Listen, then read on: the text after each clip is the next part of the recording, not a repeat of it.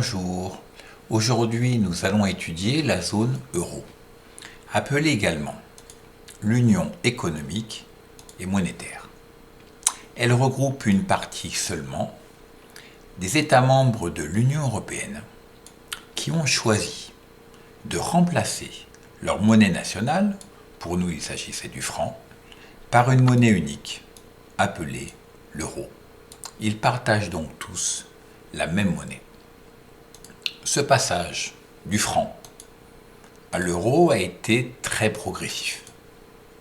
3 dates à retenir. Tout d'abord, 1er janvier 1999, lancement officiel par 11 États fondateurs de cette monnaie.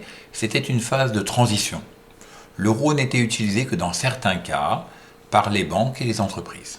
Par contre, au 1er janvier 2002, les pièces et billets ont été mis en circulation et les consommateurs pouvaient choisir à l'époque de payer soit en euros, la nouvelle monnaie, soit en francs, la monnaie nationale.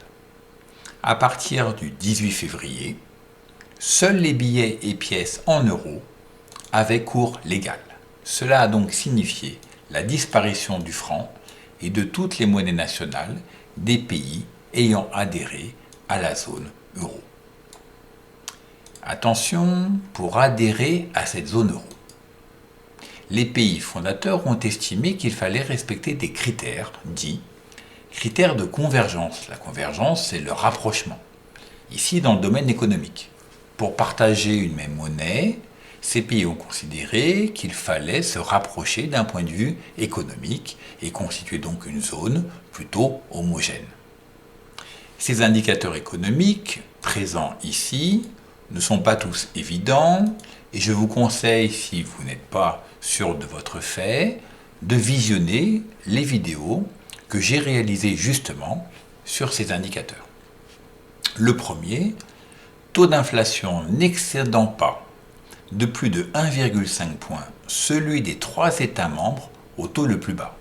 Présenté comme ça a l'air très complexe. En fait, c'est simple. Vous prenez les 3 pays qui ont le taux d'inflation le plus faible, admettons qu'ils sont à 1%, eh bien, un pays souhaitant adhérer à la zone euro ne doit pas avoir un taux d'inflation supérieur à 1 plus 1,5, soit 2,5%. Cela l'oblige à contrôler ses prix.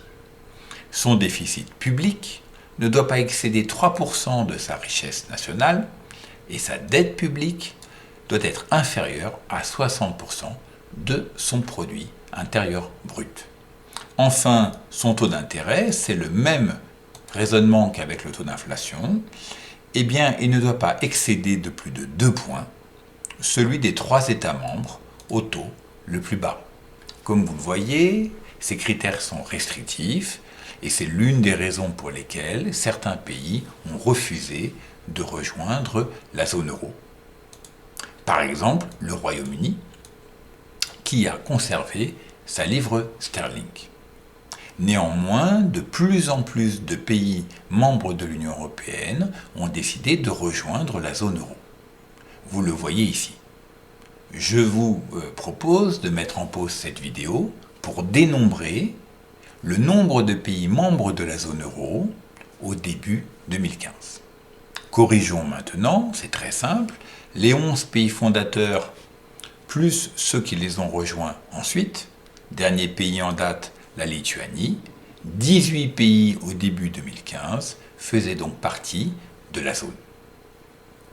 Pour terminer, rappelons qu'au départ, l'euro était destiné également à concurrencer le dollar, symbole de la puissance américaine. Or, qu'a-t-on remarqué, et là c'est spectaculaire, entre le 11 mars 2014 et le 11 mars 2015, soit en un an, le cours de l'euro face au dollar a chuté. Il valait en 2014 1,38$ et il est passé en un an à 1,05$, ça veut dire que 1 euro équivaut à 1 dollar. Cette forte chute a plusieurs causes.